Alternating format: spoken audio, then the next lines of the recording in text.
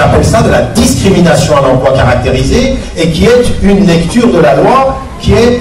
Mais pourquoi? Parce qu'on dit, en fait, votre foulard, il représente la discrimination à l'emploi et on remonte au discours négatif. Donc on remonte en amont. Donc là, on est sur toutes ces questions sur le CV. Sur les questions de l'école également, qui sont liées aux réalités socio-économiques, où vous avez des écoles de seconde classe, vous avez des écoles dans des espaces où la réalité est problématique. Alors là, il faut sortir aussi de cette espèce de paranoïa que certains ont en disant de toute façon quand tu es arabe ou que tu es dans l'école, les profs ils t'aiment pas, ils vont te mettre dans les... Ça arrive. Mais moi j'ai rencontré énormément de professeurs qui disent c'est pas vrai, on fait de notre mieux. C'est tout le système qui est problématique. C'est le système qui est lié avec la politique sociale et urbaine. C'est-à-dire là où sont les écoles, comment est-ce qu'on envoie les professeurs, les enseignants, c'est ça. C'est beaucoup plus tout un système que simplement un professeur qui n'aime pas l'arabe. Ça existe. Ça existe, mais il y a des professeurs qui aiment bien les arabes. Il y a même des professeurs arabes pour les arabes. Tout va bien. Donc, le problème, il n'est pas là. Le problème, il est tout le système qui produit de la discrimination à partir de l'école. La question de la sécurité, ça a été mis en évidence. C'est-à-dire que vous êtes 5 à 6 fois plus, il y a 5 à 6 fois plus de possibilités pour vous d'être arrêté par la police, contrôlé quand vous avez un teint basané, quand vous avez une perception qui est de cette origine et quand on peut être lié à l'islam, sans compter alors de ce point de vue-là dans les aéroports et quand vous avez des noms. Moi, j'ai un nom alors de ce point de vue-là qui est extraordinaire. Vous arrivez dans un aéroport, Ramadan.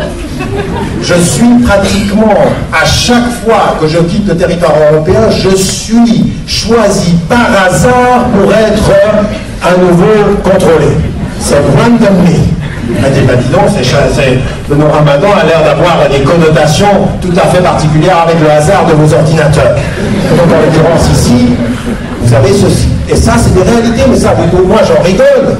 Mais je veux dire, à un moment donné, quand vous êtes dans la rue, qu'on vous arrête au papier, et puis qu'on vous tutoie, et puis qu'on vous traite comme des citoyens de seconde zone, ça crée de la discrimination à partir des questions de sécurité et de violence, sans compter les questions plus larges. Et le dernier élément, effectivement, c'est celui du discours sur la question du rapport entre religion et État. C'est-à-dire que vous avez aujourd'hui de plus en plus en Europe des États qui se permettent des discours sur le religieux. Alors que la laïcité, c'est que l'État se taise sur la question. C'est pas à eux de dire quels sont les bons et les mauvais musulmans. Et là, on a un vrai discours qui n'est pas la laïcité. C'est contraire à la laïcité que quelqu'un dans un État dise quelle est la bonne religion, comment est-ce que se comporte dans une bonne religion, ou quel est le verbe. C'est pas à eux de dire, tant qu'on respecte la loi, on a le droit à nos droits de la façon particulière. Voilà 7 domaines de discrimination. Ça veut dire que quand qu'on voit les causes et quand on voit les conséquences, il faut travailler en amont. Dans chacun de ces domaines, il faut un vrai travail,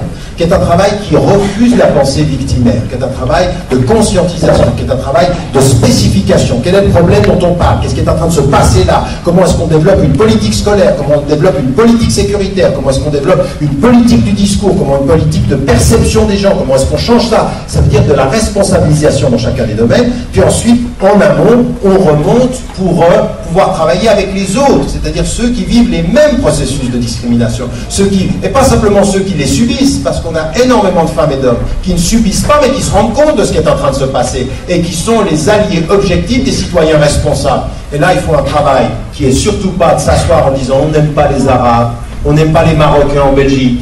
Et alors, une fois que vous avez dit ça, on n'aime pas les Marocains en Belgique, c'est pas on dit qu'on va se faire aimer et qu'on n'aime pas l'islam. Ça veut ce discours-là, et puis surtout de se spécifier comme ça, c'est les Marocains, c'est l'islam, ou les Turcs, ça ne marchera pas. Il faut développer une véritable approche globale, et puis tenir en compte les perceptions, tenir en compte les questions du droit, et puis passer du victimaire passif au citoyen actif, déterminé dans certains domaines, en sachant exactement de quoi on parle, et puis surtout une chose, pas d'exclusivisme. Ça, j'ai bien entendu ce que vous avez dit, il n'y a pas à se penser les victimes exclusives.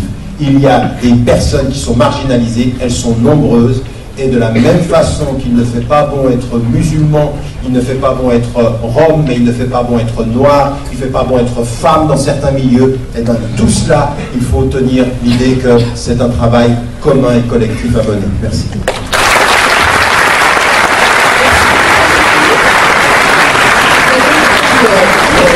passer à présent à un échange avec la salle, puisque c'est dans l'échange que naissent les grandes idées. Donc la parole est à vous. Alors merci, donc vous pouvez poser des questions, mais aussi faire de brefs commentaires, mais vraiment essayer d'être court parce qu'on a déjà 25 minutes de retard. Merci.